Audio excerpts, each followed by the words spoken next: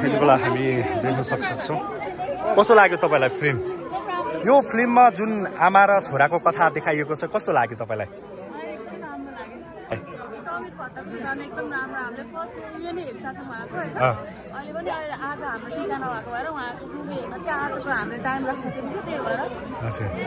धन्यवाद। कस्तो लाग्यो तपाईँलाई फिल्म? एकदम बवाल छ। समीर भट्ट भनेपछि झन् नछुटाइ हेरिरहेको। रिचा दिदीको पनि राम्रो छ, एक्सन पनि छ। अनि यसमा आमा छोराको कथा कस्तो? माया प्रेम पनि छ। आमाले छोरालाई देखाउने माया, छोराले आमालाई देखाउने माया पनि छ। एकदम बवाल छ। आज टिकाको दिन पनि जोस गरेर आउनु भयो। टिकाको दिन पनि नछोडिकन आएको छ। हेर्नु बवाल छ। ओके, धन्यवाद। दर्शकबिन, हामीले लबी मल आज दसैँको टिकाको दिन पनि यो हाउसफुल हामीले देखिरहेका छौँ। समीर या यति बेला बच्चा बच्ची सहित यसरी फिल्म हेर्न आइरहनु भएको छ। अब हामी उहाँहरूसँग विभिन्न प्रतिक्रियाहरू कस्तो लाग्यो फिल्म भनेर सोध्न लागिरहेछौँ। यता रिचा दिदीसँगै एकजना दिदी हुनुहुन्छ। दिदी, कस्तो लाग्यो फिल्म? यसमा यो फिल्ममा आमा छोराको कथा छ। अहिले आमासँग पनि फोटो खिच्नुभयो। कस्तो लाग्यो उहाँको अभिनय? एकदमै दामी, एकदम पैसा वसुल छ। Happy Dashain to everyone. Watch it please. Thanks for. कस्तो लाग्यो फिल्म चाहिँ? कस्तो लाग्यो? राम्रो छ। जस्तो यो फिल्ममा एक्सन राम्रो लाग्यो। जस्तो तपाईँलाई आमा हुनुहुन्छ रिचाजी, यहीँ छेउमै हुनुहुन्छ। समीरको कस्तो लाग्यो फिल्म? समीरको एक्सन कस्तो लाग्यो? तपाईँको समीरको क्रस यति बेला हामी देखिरहेका छौँ, देख्न सक्छौँ। यति बेला हाम्रो समीरजीले बच्चा एकदमै काखमा लिइरहनु भएको छ। अनि कस्तो लाग्यो समीरको अभिनय? कस्तो लाग्यो? हो। अनि जस्तो यो फिल्ममा आमा छोराको कथा देखाइएको छ, धरती माताको कथा देखाइएको छ।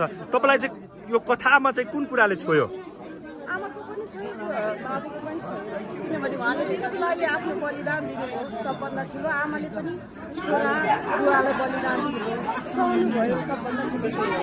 त्यसका लागि यस्तै छोराहरू जन्मिनुपर्छ। यति बेला एकदम दामी छ। जस्तो यो जस्तो तपाईँले फिल्म हेर्दै गर्दा बच्चासँग लिएर फिल्म हेरिरहनु भएको छ।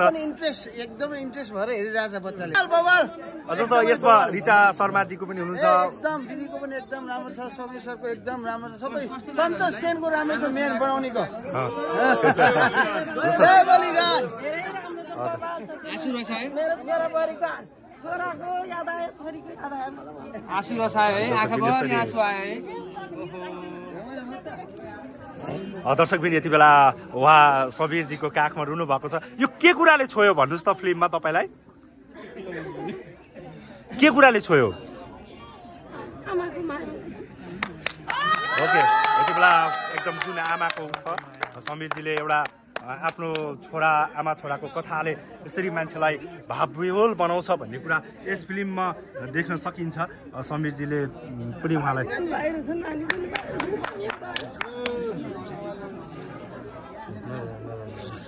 समीरजी के भन्नुहुन्छ? बलिदानको मर्म भनेकै आमा र छोराको कथा हो। यो माटोको कथा हो र जुन यो आमा र छोराको जुन इमोसन छ त्यसलाई हामीले क्याप्चर गर्ने कोसिस गरेका थियौँ र त्यही कनेक्ट भयो। अब त्यही नै भन्न चाहन्छु। उहाँहरूलाई यस्तो मन छोइरहेछ, म पनि इमोसनल भइरहेको छु अहिले है। यही नै थियो। एउटा बच्चादेखि होइन, अब आमाहरू धेरै आउनुभएको छ यहाँ। सबैजनाले फिल्म कनेक्ट गर्नुभएको छ, मन पराउनु भएको छ। कस्तो भइरहेको छ तपाईँलाई? एकदमै यो त म एज अ कलाकार मैले उहाँसँग कनेक्ट गर्न पाएँ, त्यो म एकदमै भाग्यमानी ठान्छु होइन। यो त उहाँको मनलाई नै छोएछ सिनेमाले। हस्, धन्यवाद। यो हामी देख्न सक्छौँ प्रत्यक्ष दर्शक महानुभावहरू। यो माया, एकदम यो मायालाई एकदमै तपाईँहरूलाई फिल्म यो फिल्ममा आमाको चाहिँ रोल कस्तो लाग्यो? के कुरा राम्रो लाग्यो रिचाजीको भनिदिनु त।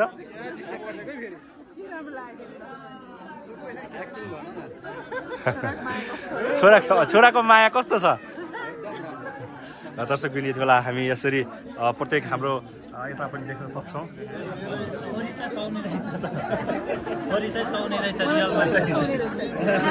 छोरी चाहिँ सुहाउने रहेछ अरे।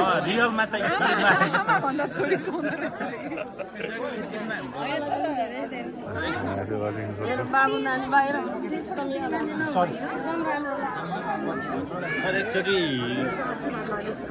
धेरै धेरै आशीर्वाद छ छोरीलाई समीर भट्टको आमासँग धेरै धेरै आशीर्वाद एकदमै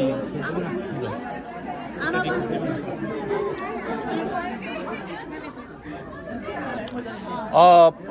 दर्शकबिन यो समीरजीको त यो क्रेज एकदमै कस्तो लाग्यो हाम्रो समीरजीको अभिनय कस्तो लाग्यो तपाईँहरूलाई